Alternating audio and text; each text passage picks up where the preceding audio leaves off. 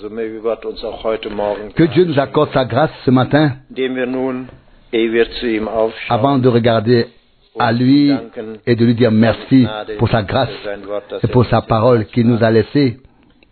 möchte ich ein Wort Je voudrais lire une parole Evangelium Johannes, uns ein sehr bekannt. de l'évangile de Jean, une parole que nous connaissons bien. Wir kennen es alle bereits auswendig, aber dennoch Nous la connaissons tous déjà par cœur, mais je voudrais quand même la lire.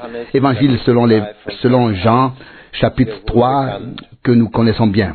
nun war da unter den Pharisäern Or, il y avait parmi les pharisiens un homme du nom de Nicodème, Jean 3, verset 1, membre du grand conseil des Juifs. bei Nacht und sagte zu ihm, Celui-ci vint trouver Jésus de nuit et lui dit, Rabbi, nous savons que tu es venu de Dieu von Gott gekommen, en tant que docteur, car personne ne peut faire des miracles comme wie du sie tust. ceux que tu fais, si Dieu n'est pas avec lui.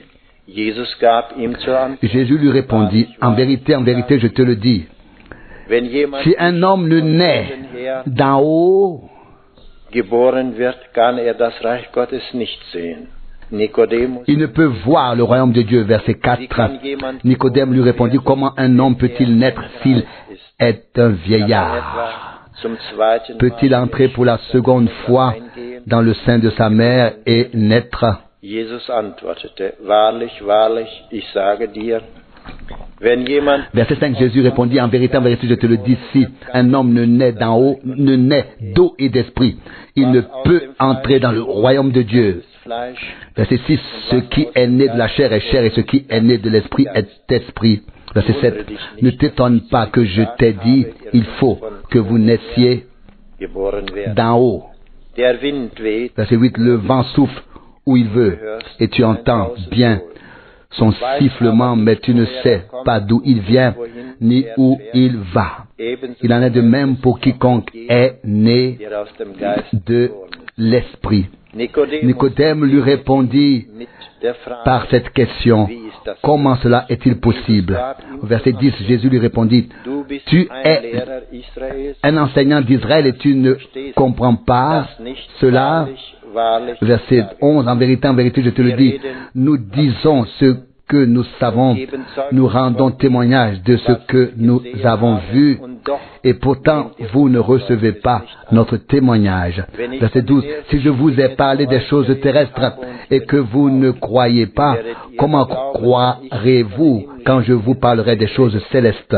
Verset 13, et personne n'est und niemand monté au ciel si ce n'est celui qui est descendu du ciel, c'est-à-dire gekommen ist, der Menschen, le Fils de l'homme der im Himmel ist. qui est dans le ciel. Und wie Mose die Schlange Et comme Moïse, verset 14, éleva le serpent dans le désert, il faut de même que le Fils de l'homme soit élevé.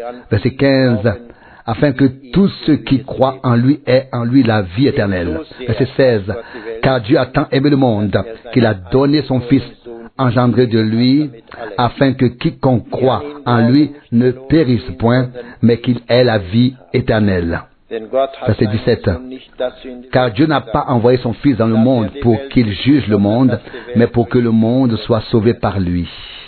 Verset 18. Celui qui croit en lui n'est pas jugé. Wer nicht glaubt, ist Celui qui ne croit pas en lui est déjà jugé parce qu'il n'a pas cru au nom du Fils engendré de Dieu. darin besteht aber, dass Verset 19. Or, le jugement consiste en ce que la lumière est venue dans le monde die Menschen et que les hommes ont aimé les ténèbres plus que la lumière parce que toutes leurs actions étaient mauvaises. Verset 20. der Car tout homme qui fait des choses vaines hasst est das Licht, la lumière et ne vient pas à la lumière de peur que toutes ses actions ne soient mises à nu. wer aber die Wahrheit tut, Verset 21. der kommt Mais celui qui agit selon la vérité vient à la lumière afin que ses œuvres soient manifestées parce qu'elles sont faites en Dieu. bis hierhin Jusqu'ici, kostbare und teure Wort. cette parole précieuse et sainte.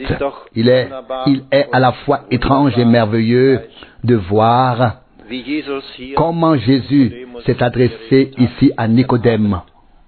haben wir ja gehört, Hier soir, nous avons entendu dans la prédication qui nous a été traduite unser comment notre frère gewesen war, hörte den Wind s'était comporté là-bas, il entendait le vent, il entendait le grondement, il entendait les mouvements dans la forêt et il ne savait pas ce qu'on allait lui dire. Ici, nous voyons notre Seigneur et Sauveur dit à Nicodème, tu entends bien le vent dehors, tu sais bien comment il agit, mais tu ne sais pas d'où il vient ni où il va. Et il en va de même avec l'Esprit de Dieu, il souffle où il veut, et il va où il veut, et il agit en qui il veut. Il l'a appelé, il lui a indiqué comment il pouvait parvenir à ce en quoi il croyait. Nous l'avons entendu, il est venu à lui pendant la nuit et lui a dit où lui a délivré le témoignage. Il a dit au Seigneur, les signes miraculeux que tu fais, que tu accomplis, nul ne peut les accomplir si ce n'est que Dieu soit avec lui. Mais nous voyons que le Seigneur, notre Maître, notre Dieu et Sauveur, qui nous a rachetés et délivrés et libérés, lui a-t-il donné une réponse? Absolument pas. Mais il l'a plutôt orienté vers ce qui compte maintenant. Il lui a montré le chemin qu'il devait suivre sans répondre à ce qu'il disait. Il lui a montré le joyau qui lui a été offert en lui, en Jésus-Christ. En Jésus-Christ. Il devait naître de nouveau. Il devait devenir une nouvelle créature. Il devait venir à Dieu afin que Dieu puisse le changer, le transformer. Et je crois pouvoir dire, le Seigneur nous parle aujourd'hui par cette parole, à toi, à moi. Il veut nous transformer. Il veut faire de nous une nouvelle création. Quelque chose qui lui serve à sa gloire et à sa louange, comme nous l'avons entendu hier soir. Un cœur nouveau, un esprit nouveau, afin que l'Esprit de Dieu puisse entrer en nous et que nous puissions le servir, l'adorer et le louer. Que Dieu nous accorde sa grâce afin que nous puissions lever les yeux vers lui ce matin. Puisse-t-il nous aider à ouvrir nos cœur, afin qu'il puisse les renouveler, qu'il puisse faire de nous des vases à sa gloire et à sa louange. Qu'il en soit remercié. Nous voulons l'adorer. Et je voudrais dire, chacun devrait le faire, que ce soit ensemble, maintenant ou individuellement. Une chose est nécessaire pour nous tous. Si nous nous appelons enfants de Dieu, nous ne voulons pas et ne devons pas rester muets, mais nous devrions ouvrir notre bouche. Nous qui sommes parents, nous savons que lorsque nos enfants ne font pas de bruit, nous sommes tristes, nous nous inquiétons pour eux. Mais s'ils émettent des sons et s'ils commencent à babiller, notre cœur se réjouit, notre esprit se réjouit. Et c'est encore plus vrai lorsque notre Dieu nous entend, lorsque nous levons les yeux vers lui, oui, lorsque nous le prions, l'invoquons. Et même si ce n'est que dans des sons inarticulés, il sait ce que nous demandons. Faisons-le maintenant.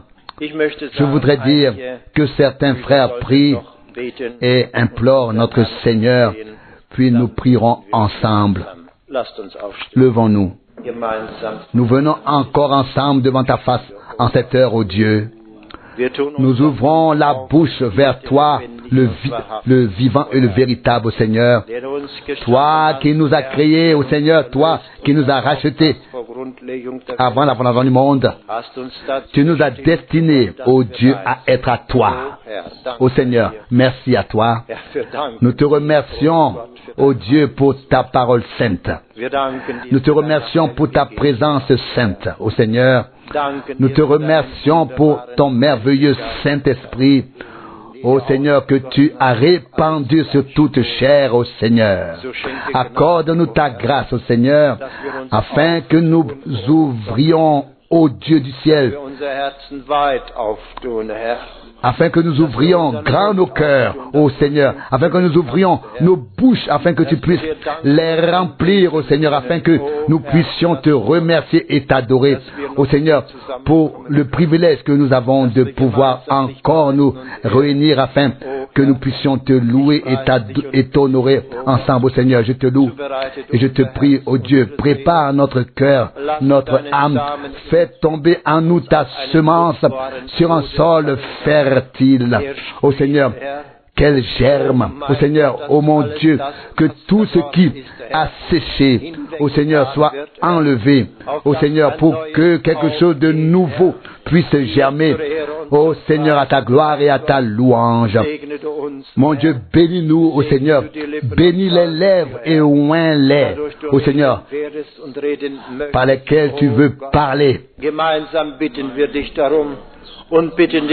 par lesquels tu peux parler et tu veux parler. Oh Dieu, nous te prions ensemble et te demandons, bénis tous les peuples de la terre, oh Seigneur, tous ceux qui sont seuls, oh Seigneur, tous ceux qui se trouvent quelque part et qui te regardent. Oh Dieu du ciel, réponds-nous et accorde-nous ta grâce pour la gloire de ton nom. Amen.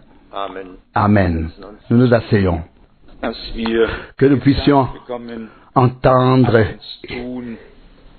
que ce qui nous est dit, que cela puisse être produit en nous et que nous puissions l'emporter avec nous comme une expérience. La promesse est déjà dans la parole. Et si la parole nous est donnée elle nous est apportée, alors l'expérience doit y être liée.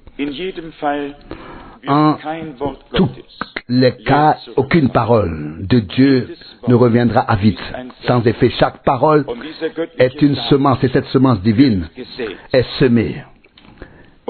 Et Dieu accorde la grâce pour qu'elle germe et que la nouvelle vie émerge. Je vais traduire tout de suite, je viens juste de penser à la parole d'Ésaïe 42 pour nous montrer comment le Seigneur a dit, dans quel contexte il a dit qu'il annonçait et criait quelque chose de nouveau. Ésaïe 42, verset 6. Ésaïe 42, verset 6. Moi, le Seigneur, je t'ai appelé dans la justice. Je t'ai pris par la main. Je t'ai gardé. Et j'ai fait de toi l'alliance des peuples, la lumière pour les nations. Verset 7.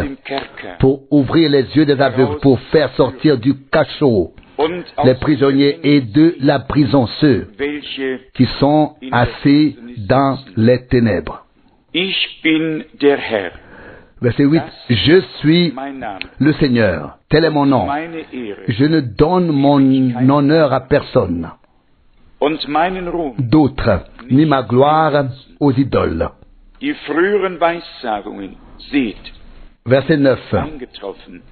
Les anciennes prophéties, voici qu'elles se sont accomplies, et je fais connaître maintenant des choses nouvelles avant qu'elles ne germent. Je vous les fais entendre. Verset 10. Chantez au Seigneur un cantique nouveau. Chantez ses louanges aux extrémités de la terre. Jusqu'ici, cette précieuse parole de Dieu.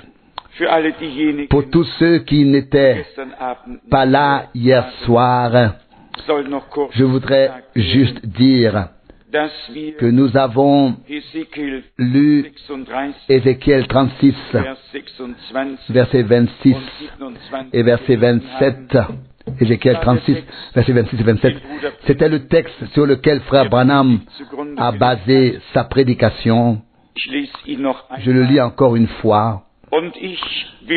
Et je vous donnerai un cœur nouveau. Et je mettrai en vous un esprit nouveau.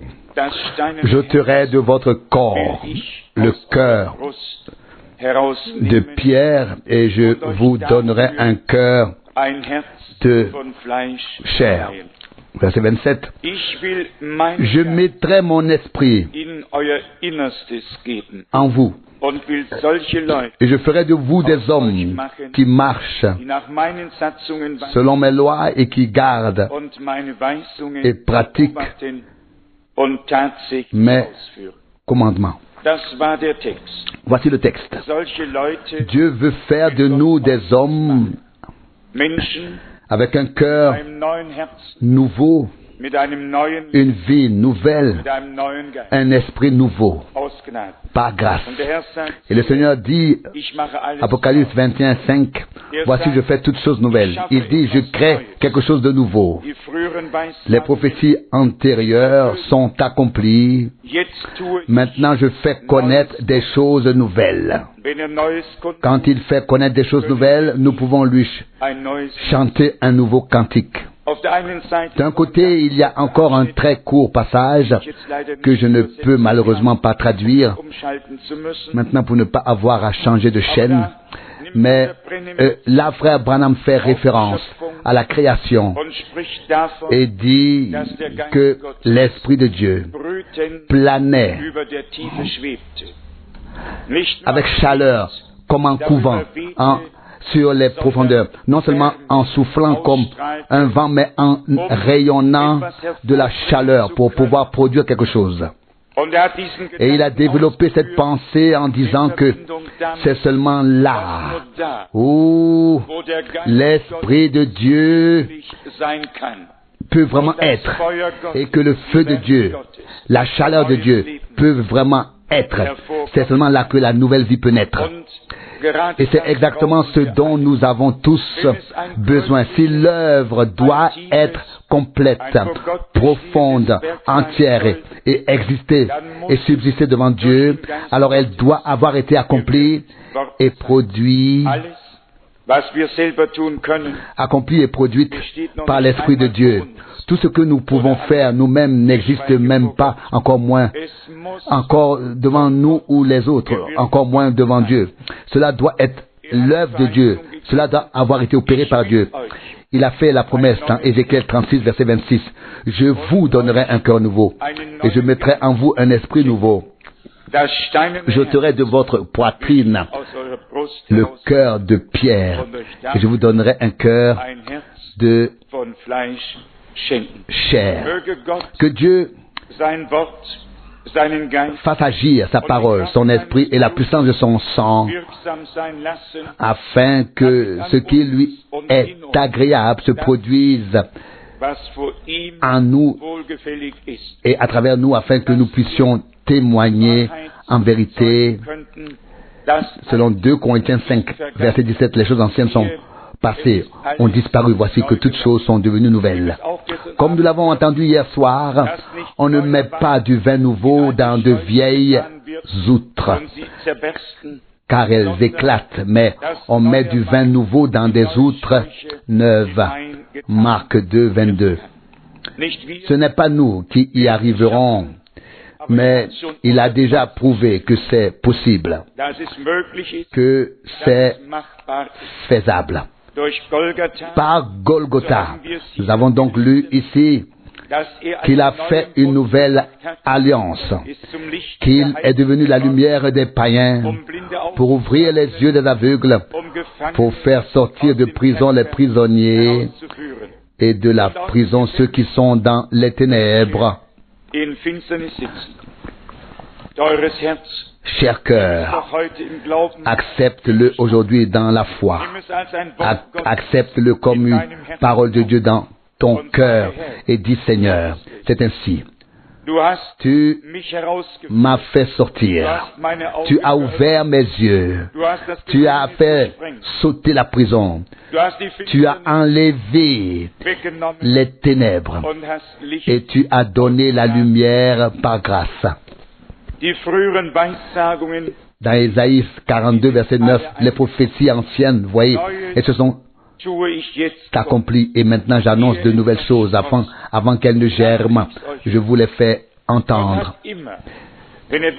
Chaque fois que quelque chose de nouveau devait se produire, Dieu a toujours fait référence à ce qui s'était déjà produit et a annoncé de nouvelles choses afin que nous puissions être fortifiés dans la foi. Et si Dieu n'avait encore rien fait, nous ne saurions pas exactement à quoi nous en tenir. Mais Dieu a fait de grandes choses.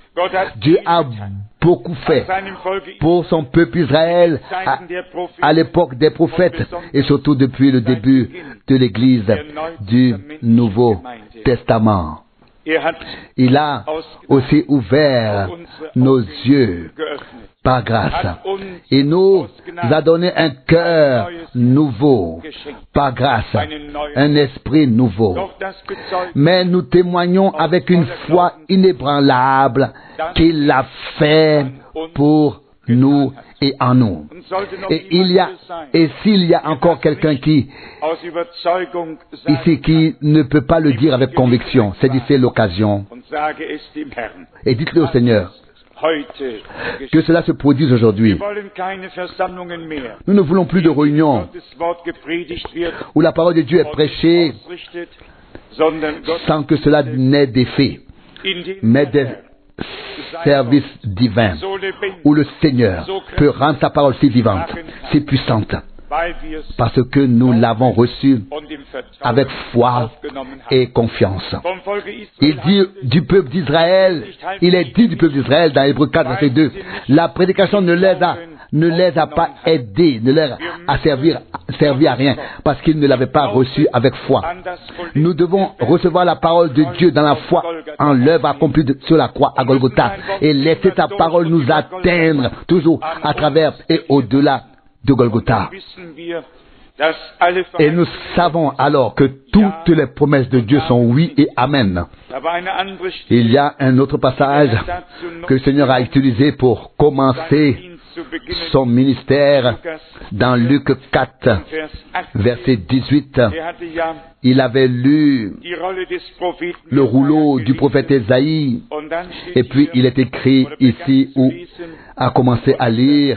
Et au verset 18, Luc 4, verset 18, il est écrit, « L'Esprit du Seigneur est sur moi, ou alors se repose sur moi, parce qu'il m'a oint pour annoncer le message joyeux aux pauvres. Il m'a envoyé pour proclamer aux captifs la délivrance et aux aveugles le recouvrement de la vue, pour envoyer libres les opprimés. Verset 19.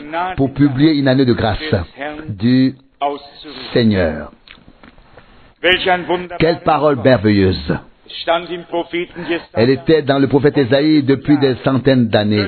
Soudain, celui par qui elle s'est accomplie s'est présenté, a pris l'écriture et a pu ensuite dire, aujourd'hui, cette écriture s'accomplit sous vos yeux.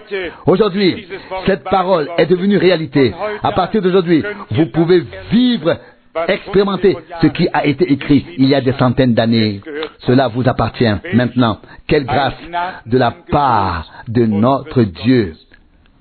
Acceptons ça. Acceptons-la. Asseyons-nous avec sérieux sous la parole de Dieu et disons, Seigneur, nous écoutons, nous croyons, nous acceptons et nous voulons te voir, te vivre. Vraiment, que l'Esprit de Dieu pourrait se poser, se reposer, qu'une chaleur se dégagerait et quelque chose de divin, voire une nouvelle vie pourrait naître par grâce. Et où cela va-t-il se produire? Nous avons entendu cela hier soir de manière si belle. Les vieux arbres étaient complètement desséchés, sans vie, sans écorce, il n'y avait rien. Mais les vieux arbres avaient auparavant des graines. De la semence et la semence est tombée dans la terre et la graine a germé et une nouvelle forêt est apparue. C'est exactement la même chose aujourd'hui. Même si tout autour de nous est desséché, Dieu a accordé sa grâce. La graine est tombée dans nos cœurs. Elle n'a plus qu'à être touchée par la lumière du soleil et humidifiée par la pluie de l'Esprit pour mourir. Nous devons mourir.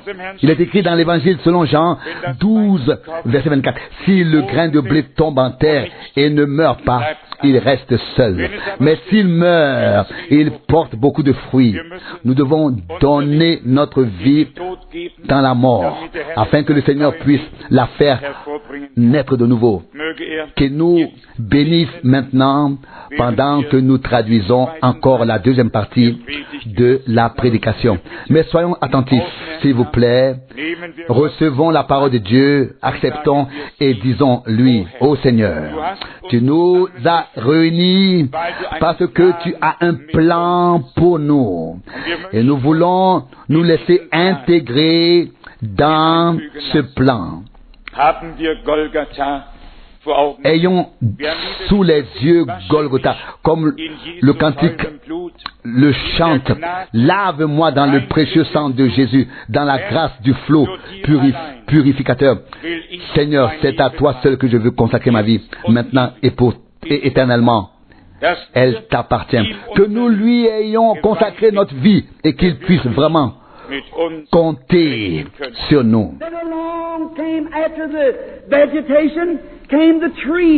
Début de la traduction. Tout est sorti de la terre. Les arbres, toute la verdure est sortie de la poussière de la terre. Le Saint-Esprit a couvé au-dessus des profondeurs. Et puis, tout est sorti. Puis la vie animale est sortie. Le Saint-Esprit planait au-dessus de tout. Que s'est-il passé ensuite? Puis la vie humaine est apparue. Nos corps étaient déjà tous ici ce jour-là, car nous aussi avons été pris de la poussière de la terre. Nous avons été composés des substances mortes de la terre. Voyez, tout ce que nous mangeons est mort. Par exemple, le blé que nous mangeons ou le pain. Si nous mangeons un steak, l'animal est mort avant. Nous vivons parce que quelque chose est mort. Si vous ne mangiez pas de la viande morte, vous ne pourriez pas vivre.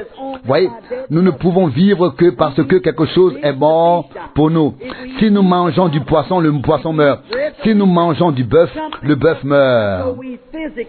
Et quoi que nous mangions, quelque chose meurt avant que nous puissions le manger. Et alors la vie naît en nous.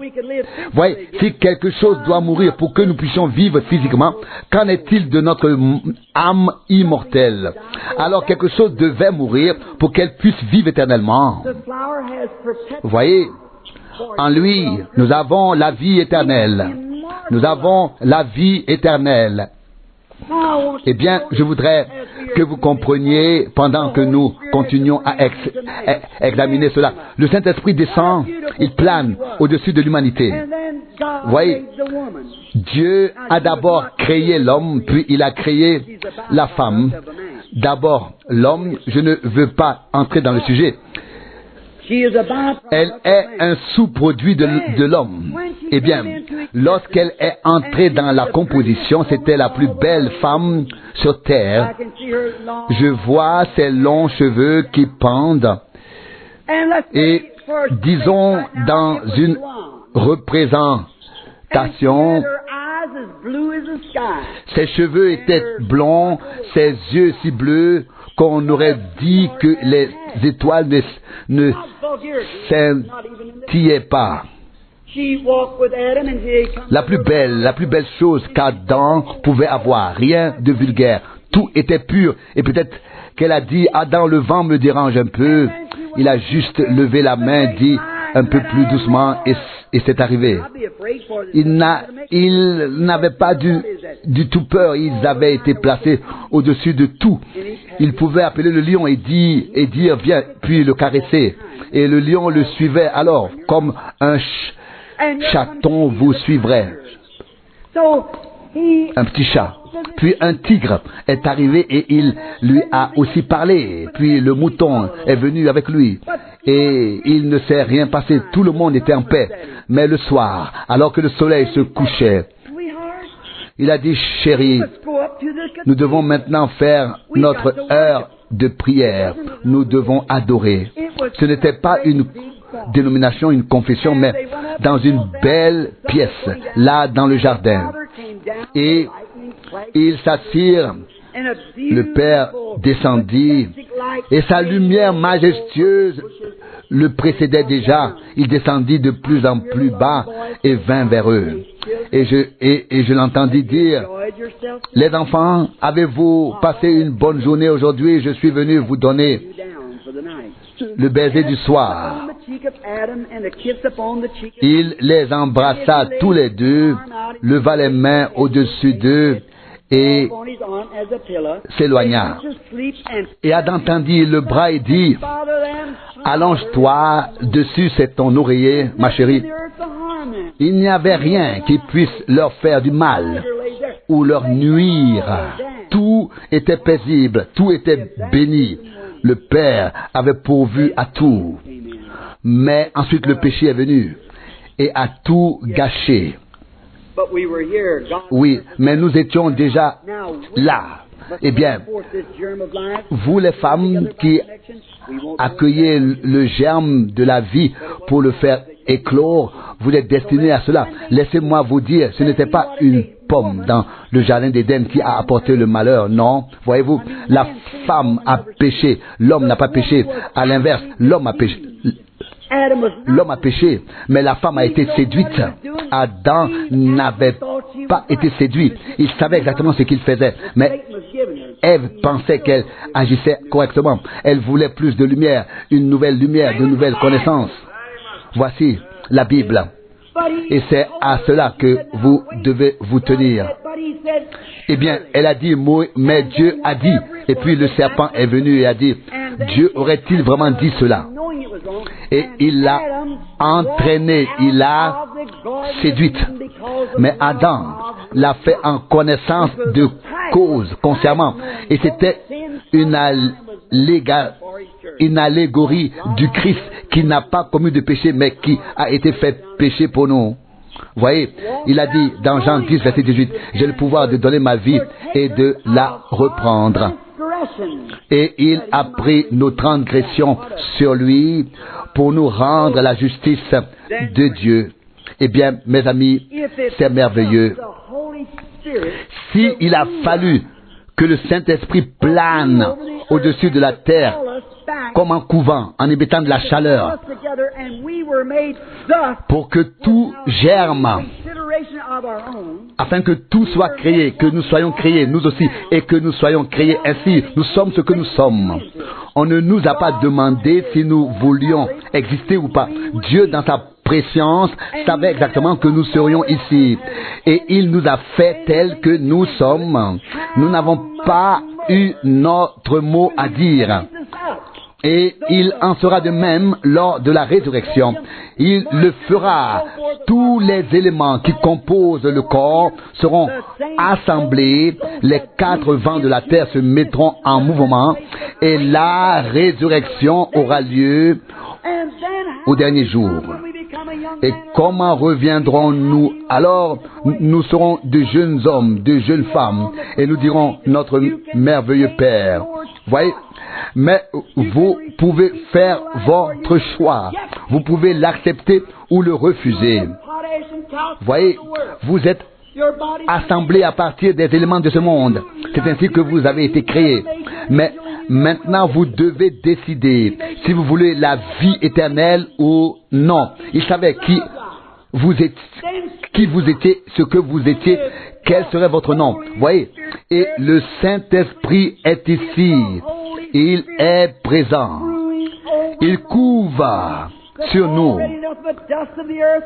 Nous avons certes été pris extérieurement de la poussière, de la terre, mais quelque chose a été déposé en nous, à savoir la vie éternelle. Il a fait naître. Votre pensée rationnelle, intellectuelle ne le fera pas. Non, elle est totalement rejetée par Dieu. Vos dénominations n'ont rien à dire devant Dieu. Non. Et votre théologie non plus. Non. Il faut que le Saint-Esprit descende pour vous amener en communion avec Dieu et vous donner la vie éternelle afin que vous puissiez être ressuscités au dernier jour.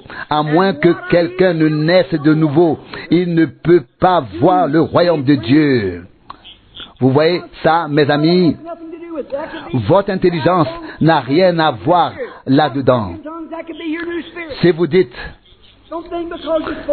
j'ai reçu l'esprit, j'ai parlé en langue, et ainsi de suite. Mais ce n'est pas encore ça.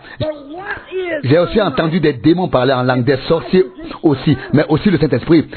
Qu'est-ce que l'injustice? La justice, c'est la justice inversée, pervertie. Bien sûr, le diable a toujours quelque chose à imiter. Qu'est-ce qu'un devin dans la rue? C'est un prophète tordu, perverti. Voyez, le diable ne peut que prendre quelque chose et le déformer.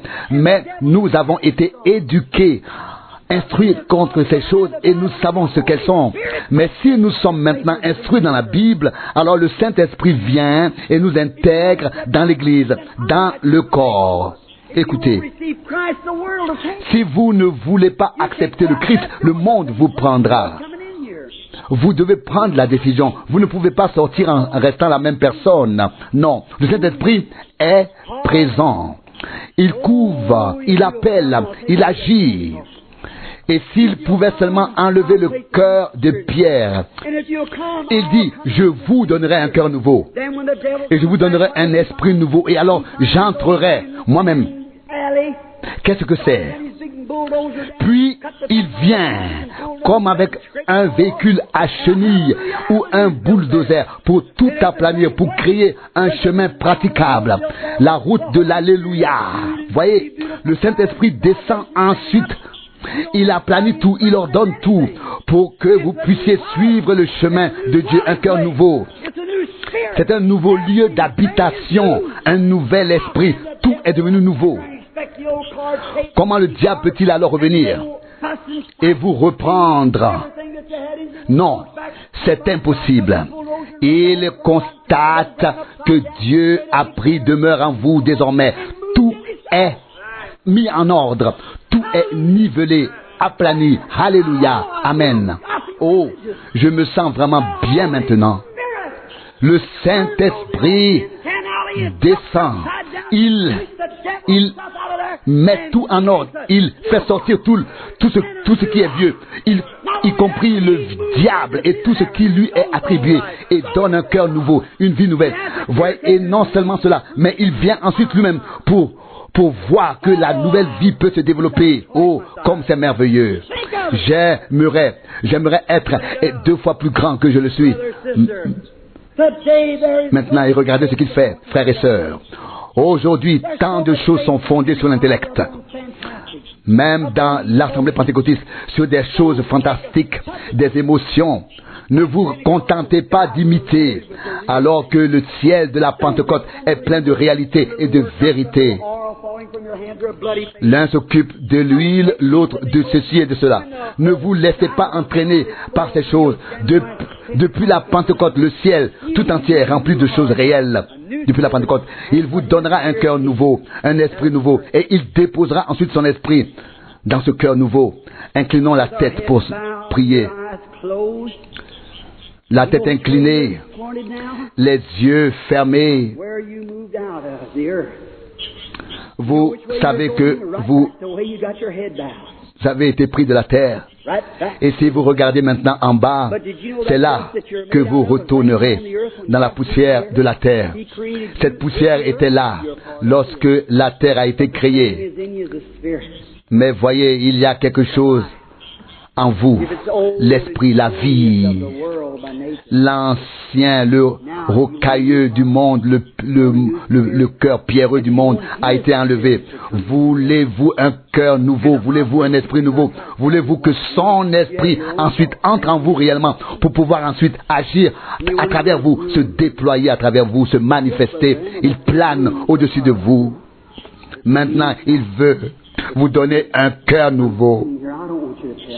Je me tiens ici, ne sachant que faire, que dire. Oh Jésus, mon Seigneur, tu es présent. Voyez, si vous voulez prendre part à la résurrection, il faut qu'il y ait en vous quelque chose qui vous fasse entrer dans la résurrection, qui vous prend dans la résurrection. Y a-t-il ici quelqu'un qui veuille lever les mains, quelques-uns qui veuillent lever les mains parce qu'il veut venir à Christ? Veillez répondre à son appel. Vous souhaitez recevoir l'Esprit de Dieu dans votre esprit et tout lui confier. Vous souhaitez être chrétien, servir le Seigneur et le suivre. Que Dieu te bénisse, que Dieu te bénisse. Là aussi, là-bas, que Dieu te bénisse. Que Dieu te bénisse, monsieur. Dieu vous connaît tous. Levez tous les mains. Dieu savait que nous serions sur terre. Il connaissait chaque fleur, chaque mouche, tout. Pas même un moineau ne peut tomber sans qu'il le sache. Sans qu'il le sache. Vous dites maintenant, oh mon Dieu, voici ma main, voici mon cœur. Je fais partie de l'Église. Quelque chose m'est arrivé, mais je n'ai pas pu mener la vie que j'aurais bien aimé mener. Ça allait et ça venait, ça allait et ça venait. Seigneur, que cela change. Eh bien, ta parole dit que tu nous donneras ton esprit. Mets-le dans notre esprit. Vous dites, telle ou telle chose s'est produite et je n'ai pas réussi, etc. C'est vrai. C'est ainsi que l'homme est fait. Peut-être dites-vous, frère Branham, j'ai parlé en langue, j'ai prophétisé. Eh bien, pour l'instant, je n'en parle pas. Beaucoup viendront ce jour-là et diront, Seigneur, n'avons-nous pas fait tout cela en ton nom? Il s'agit d'un cœur nouveau, d'un esprit nouveau, premièrement. Maintenant, Christ est proche de vous.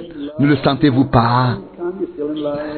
Quelles que soient les choses que vous rencontrez, vous aimez le Seigneur. Dieu est sur son trône, quoi qu'il vous soit arrivé. Peut-être que quelqu'un s'est moqué de vous, a dit du mal de vous. Quoi qu'il en soit, l'amour de Dieu est dans votre cœur. Vous ne reprochez rien à personne. Vous n'inculquez rien à personne. Si vous dites, oh, je vais lui rendre, je vais régler mes comptes avec lui, alors ce n'est pas l'Esprit Saint qui est en vous. Non. Alors il n'y a pas encore de nouveau cœur, pas de nouvelle vie. Que Dieu vous bénisse, que Dieu vous bénisse là-bas, sur la galerie. Que Dieu vous bénisse. Bien. Maintenant, nous allons tous prier. Père Céleste, les tempêtes soufflent dehors. Pourquoi ai-je dit oui quand on m'a demandé de venir? Peut-être que c'était ta grande œuvre. Oui, je sais, c'était ton œuvre. Le message était si saccadé. Quoi qu'il te demande, donne-le leur.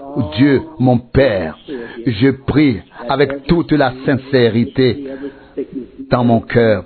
Prends chaque maladie, prends tout ce qui opprime les hommes, enlève-le leur.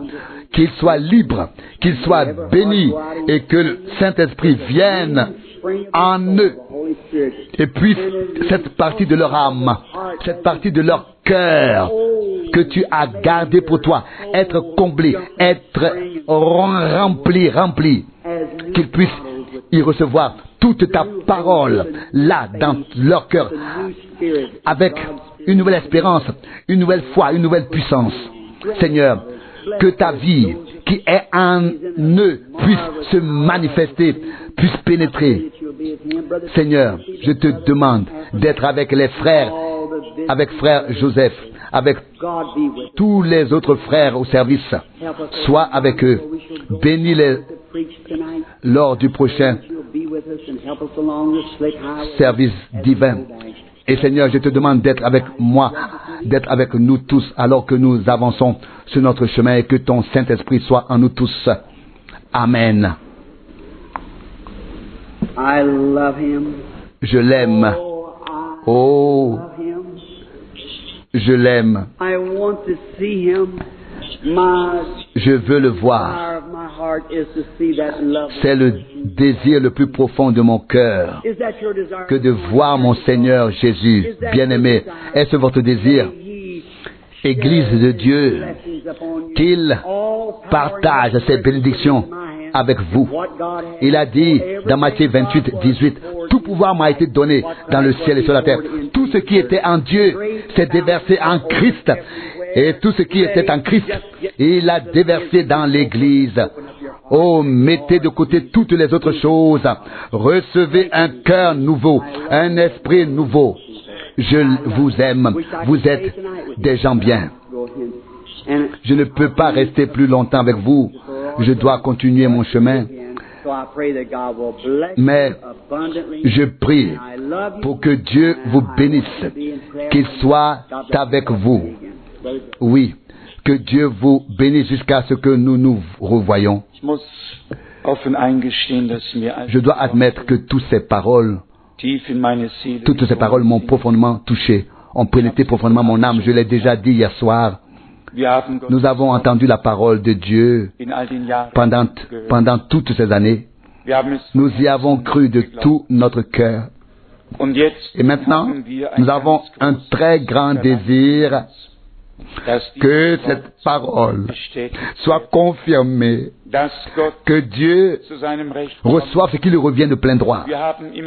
Nous avons entendu à maintes reprises que le Seigneur nous rendra tout, rétablira tout, restaurera tout, et que, comme l'a prophétisé le prophète Joël, la plénitude sera là. Il n'y aura plus de pénurie. Joël 2, 26, un compositeur de chansons chante ainsi, l'abondance est là, dans le flot de grâce de Golgotha. Nous ne voulons pas n'importe quoi, nous voulons ce que Dieu a donné à son Église, ce qui nous appartient de droit par Golgotha, ce qui nous revient, ce qui a été volé entre-temps à l'Église du Nouveau Testament, ce qu'elle avait au commencement, c'est ce que nous voulons maintenant à la fin. Et c'est l'une des principales promesses dans ce message divin auquel nous croyons. Le Seigneur dit dans Joël 2, 25, je vais rétablir. Nous l'avons lu assez souvent dans les Actes des Apôtres 3, 20 et 21. Jésus-Christ attend dans le ciel le temps où tout ce que Dieu a annoncé par la bouche de ses prophètes depuis les temps anciens soit accompli. Cela doit devenir réalité. Mais si nous attendons maintenant la pluie de l'avant et de l'arrière-saison, comme ils ont autrefois attendu la pluie de l'avant-saison, il faut maintenant déjà que nos cœurs soient renouvelés. Notre esprit, nos pensées, nos sentiments doivent être renouvelés. Notre vie, peut-être était-ce aussi ce que cela signifiait. En anglais, c'est parfois un peu compliqué, mais Dieu veut nous accorder par grâce les sentiments de Jésus-Christ, les pensées, les sentiments, car c'est ainsi qu'il est écrit, Philippiens 2, 5, que chacun ait les mêmes dispositions, les mêmes sentiments que Jésus-Christ. L'état d'esprit, les sentiments, les pensées de Jésus-Christ, une vie nouvelle, un cœur nouveau, et ensuite être revêtu de la puissance d'en haut, de sorte que c'est la puissance de Dieu qui peut agir à travers nous. Paul se vantait se glorifiait même de ses faiblesses et voulait ainsi souligner que ce n'était pas lui qui avait fait quelque chose, comme si la puissance qui a été manifestée venait de nous, comme le disaient les apôtres, mais qu'elle appartenait au Seigneur et qu'elle ne s'était manifestée et révélée qu'à travers nous qui croyons. 2 Corinthiens 12, 9. Il y a un passage qui concerne le cœur dans le livre du prophète Ézéchiel. Cela vaut la peine d'y réfléchir. C'est dans le chapitre 18, Ézéchiel chapitre 18, à partir du verset 30. C'est pourquoi je vous jugerai, chacun selon ses voies, maison d'Israël, dit Dieu le Seigneur. Revenez et détournez-vous de toutes vos transgressions, afin que l'iniquité ne cause pas votre ruine, en vous rendant coupable. Verset 31. Rejetez toutes les transgressions par lesquelles vous avez péché contre moi, et créez-vous un cœur nouveau et un esprit nouveau. Pourquoi? Car pourquoi voulez-vous mourir, maison d'Israël? C'est étrange. Dans un passage de la Bible, il est dit, je vous donnerai un cœur nouveau, je vous donnerai un esprit nouveau. Et ici, par la bouche du même prophète Ézéchiel, il est dit, créez-vous un cœur nouveau et un esprit nouveau. Que doit-il se passer maintenant? Devons-nous y arriver? Devons-nous le créer? Y arrivera-t-il? Doit-il le créer comme cela? Comment cela va-t-il se passer? C'est très simple. Pour qu'il puisse y parvenir, pour qu'il puisse le créer, nous devons être prêts, nous d'abord, à nous défaire de tout ce qui appartient à notre ancienne vie et à notre ancienne nature. Et alors un nouveau cœur viendra. Alors l'ancien sera passé, disparaîtra, sera révolu. Et lorsque l'ancien aura disparu, tout sera automatiquement nouveau, car l'ancien ne fait que nous gêner. Il est dit ici, au verset 30, repentez-vous et détournez-vous de toutes vos transgressions, afin qu'ils ne deviennent plus un motif de culpabilité pour vous. Donc, une conversion à Dieu, un détournement de tout ce qui ne peut subsister devant lui, tout doit être retiré de notre cœur, d'où viennent toutes les mauvaises pensées avant qu'elles ne se transforment en actes. Tout doit être retiré de notre cœur. J'ai récemment parlé à un jeune homme et je lui ai dit, j'ai l'impression de me mettre en travers du chemin des autres et je préférerais être une bénédiction. Il m'a regardé et il m'a dit, écoute, tu te mets en travers du chemin de personne. Et puis il a ajouté, je me mets moi-même en travers de mon chemin et tout au plus tu te mets en travers de ton chemin. Chacun représente un obstacle à soi-même, se met en travers de son propre chemin, et c'est peut-être le cas pour nous tous. Nous aimerions parfois voir les autres et peut-être aussi leur faire porter le chapeau, mais nous sommes face à Dieu. Et si notre propre vie de foi ne progresse pas, ce n'est pas à cause de quelqu'un d'autre, c'est à cause de moi et personne d'autre, à cause de ce qui me fait obstacle et à cause de ce qui te fait obstacle. Et nous sommes ceux qui se font obstacle eux-mêmes, chacun pour soi. Et il est dit ici, au verset 31, rejetez donc toutes les transgressions par lesquelles vous avez péché contre moi et créez-vous un cœur nouveau et un esprit nouveau. C'est la condition préalable pour que Dieu puisse créer cela en nous. Se détourner des choses de l'ancien, des choses anciennes. Se tourner vers le nouveau par la grâce de Dieu. Et cela doit être une décision du cœur que nous prenons. Et cette décision du cœur, nous ne pouvions pas la prendre nous-mêmes et nous ne l'avons pas prise de nous-mêmes. La foi est entrée en nous pendant la prédication, sous son écoute, et nous avons compris que nous ne pouvons que nous tourner vers le Seigneur, mais que c'est lui qui doit faire le reste en nous. Mais la volonté doit être mise en nous, le vouloir. Et là aussi, il fait les deux. Il accorde le vouloir et aussi le faire, afin que à la fin, personne ne puisse se glorifier et dire « Oh, j'ai réussi ». Mais que celui qui veut se glorifie du Seigneur. Mais ce sont les deux passages bibliques qui vont absolument ensemble.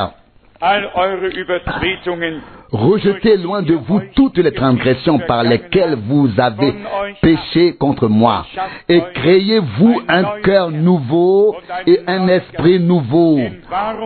Car pourquoi voulez-vous mourir, maison d'Israël? Ézéchiel 38, 31. Ézéchiel 18, 31. Pourquoi veux-tu mourir, Église? Le Seigneur est vivant et il est vivant pour nous donner une nouvelle vie. Il marche au milieu des 7 chandeliers d'or. Nous devrions être fortifiés et réconfortés par toutes ces paroles, car chaque parole que Dieu nous adresse a un sens, un but, un objectif, et ne doit pas revenir à vide, sans effet, mais doit accomplir ce pourquoi il l'a envoyé. Le dernier verset du chapitre 18 d'Ézéchiel dit, Ézéchiel 18, verset 32, « Je ne prends aucun plaisir à la mort de celui qui doit mourir, déclare le Seigneur. » Dieu, convertissez-vous donc et vous vivrez. Une conversion biblique entraînera une nouvelle vie divine. Ce sera un retour complet et sincère vers Dieu par Jésus-Christ, notre Seigneur. Notre Seigneur. Et si nous nous tournons vers lui de tout notre cœur, alors il se laissera trouver. Car il est écrit, celui qui cherche trouve. Et aussi, ça c'est Matthieu 7, 8 et Jérémie 29, 13. Et si vous me cherchez de tout votre cœur, je me laisserai trouver par vous. Se tourner entièrement vers Dieu, se convertir complètement à lui de cette manière, une conversion biblique. Laissez l'ancienne, laissez les choses anciennes derrière nous et diriger nos regards vers Jésus-Christ qui fait toutes choses nouvelles, y compris dans ta vie. Il peut même réparer les anciens dégâts et nous donner un cœur et un esprit entièrement nouveau. Nous aspirons à cela et nous savons que ce qu'il a promis, il le tiendra certainement. Il nous donne ce dont nous avons besoin pour subsister devant lui. Puisse Dieu créer une telle atmosphère, une atmosphère spirituelle, une atmosphère dans laquelle nous nous sentons bien, dans laquelle Dieu peut faire quelque chose, peut produire quelque chose. Ni toi, ni moi, mais nous nous consacrons à lui, nous venons à lui, nous nous remettons à lui. Il fera le reste par grâce. Un cœur nouveau, une vie nouvelle, un esprit nouveau. Et ainsi Dieu reviendra dans l'Église avec la puissance de l'Esprit pour une fois de plus ébranler le ciel et la terre et confirmer une fois de plus la parole comme étant vraie. Parfois, nous aimerions nous manifester publiquement, nous aimerions lancer le dernier appel, aller dans la rue, dans tous les peuples, toutes les langues et toutes les nations, mais il doit y avoir plus qu'un simple appel avec des paroles. Dieu doit lui-même être derrière cela. Dieu doit témoigner de la parole de sa grâce, travailler avec eux, confirmant sa parole comme il a fait au commencement. Nous devons venir aux réunions, pas seulement pour écouter la parole, nous devons aussi porter en nous cette pensée de venir pour expérimenter Dieu, être béni par la bénédiction que Dieu nous a promise dans sa parole. Si nous venons seulement pour recevoir un enseignement, nous ne recevrons qu'un enseignement. Dieu ne peut agir qu'en fonction de notre foi. Le Seigneur a demandé à plusieurs reprises, crois-tu que je puisse te faire cela? Et puis cela s'est produit. Nous devons venir avec la foi nécessaire sous l'écoute de la parole de Dieu. non seulement pour écouter la parole, mais pour vivre et recevoir avec la certitude de la foi ce que Dieu nous a promis dans sa parole. Et si nous venons et prions sincèrement pour que le Seigneur se glorifie, alors il le fera aussi. Portons-nous tous dans notre cœur un profond désir qu'il puisse se glorifier. Est-ce vraiment le cas? Alors il le fera bientôt. Dans tous les cas, cela se produira avant le retour du Seigneur. Parce que nous ne savons pas combien de temps cela prendra encore, personne ne le sait. Nous pouvons nous y attendre tous les jours, mais personne ne peut dire quand cela se produira. Mais une chose est sûre, avant le retour du Seigneur, nous verrons à nouveau sa gloire. Mais nous aimerions la voir déjà aujourd'hui. Si tu crois aujourd'hui, tu peux la voir aujourd'hui. Il n'y a pas un seul cas où le Seigneur aurait dit aux hommes, si vous voulez voir la gloire de Dieu, revenez une autre fois, je vous la montrerai. Non. Dans tous les cas, que ce soit pour les malades, les pécheurs ou la résurrection de Lazare, il s'agissait partout au moment où le Seigneur était présent de croire qu'il était capable de faire ce qui était nécessaire au moment précis. Nous devons donc entrer dans la présence de Dieu pour voir la gloire de Dieu. Et le Seigneur était sans doute un peu contrarié lorsque Marthe a dit, Jean 11, 24, je sais qu'il ressuscitera au dernier jour. Elle voulait remettre cela au futur. Sa foi est allée dans le futur. Et le Seigneur a dit d'une voix claire, je suis la résurrection et la vie.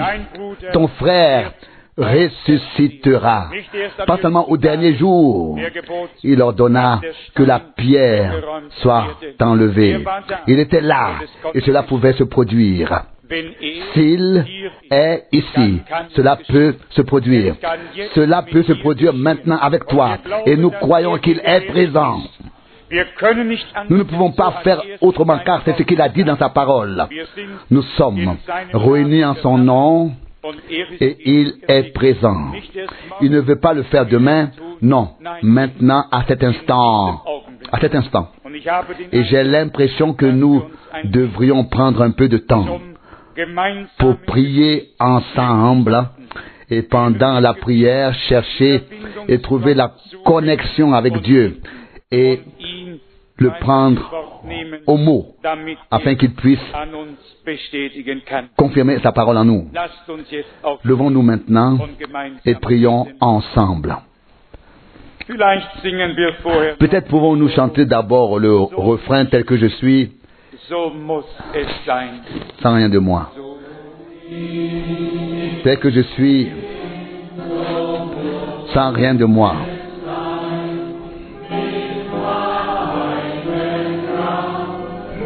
Sinon ton sang versé pour moi.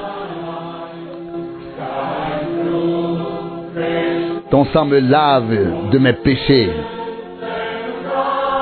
Non pas ma force, mais la tienne. Ô agneau de Dieu, je viens. Je viens. Je viens. Je viens. Nous voulons ensemble adorer. Père céleste, nous te remercions de tout notre cœur pour ta parole précieuse et sainte.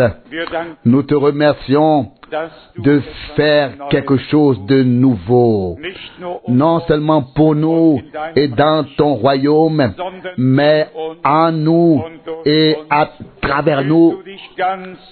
Tu veux te manifester, te révéler d'une manière toute nouvelle, confirmer à nouveau ta parole au Seigneur, faire naître à nouveau une nouvelle vie de résurrection. Ô Seigneur, nous te remercions pour ton immense grâce, pour ta parole, pour ta présence. Oh, viens, Esprit du Seigneur, viens, repose-toi, Dieu fidèle, sur nous, dans le Saint-Esprit, sur l'Église, Seigneur, nous avons reçu ta parole. Dieu fidèle, nous sommes rassemblés devant ta face. Fais maintenant le reste. Alléluia. Fais-le par la puissance de ton sang, de ta parole et de ton esprit. Fais que les signes suivent. Des signes les produisent et accompagnent la prédication de ta parole là où elle est proclamée. Seigneur, aie pitié maintenant de tous ceux qui sont dans la peine, dans les difficultés, dans les détresses et qui sont chargés de tous ceux qui sont dans le besoin. Ô Seigneur, qu'ils puissent maintenant saisir dans la foi ta main transpercée. Fidèle Seigneur, tu as tout accompli, tu nous as libérés, tu as mené la prison captive et nous as délivrés, libérés. Seigneur, nous te remercions. Ta lumière s'est levée sur nous dans les ténèbres.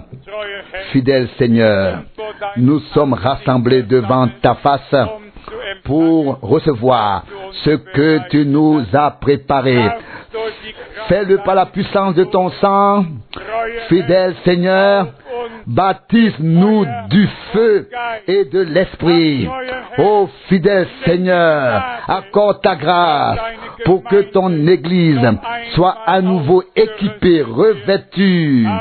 Ô Seigneur, que nous devenions un seul cœur, pour que nous devenions un seul cœur et une seule âme, qu'une atmosphère divine puisse être au milieu de nous, dans nos cœurs, dans nos vies.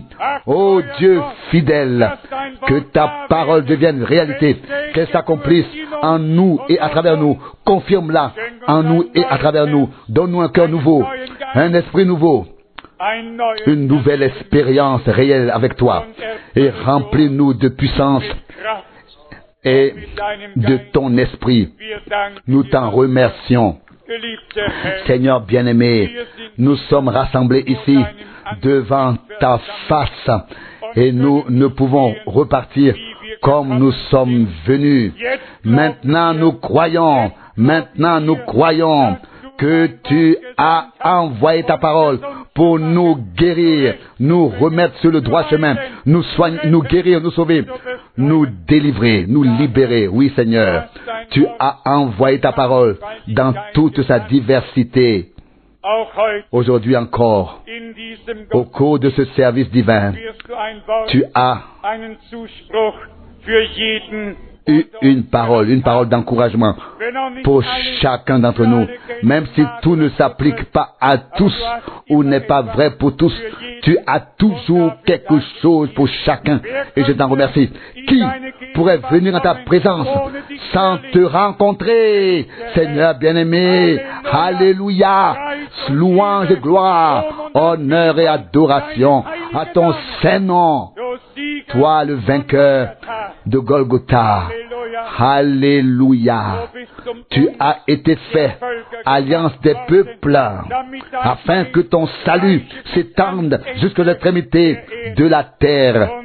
Et l'Esprit de Dieu, le Seigneur, s'est reposé sur toi afin que le bon message de joie puisse être apporté. Seigneur, bien-aimé, que le même Esprit de Dieu repose sur nous afin que nous puissions apporter le même message, l'évangile de Jésus-Christ.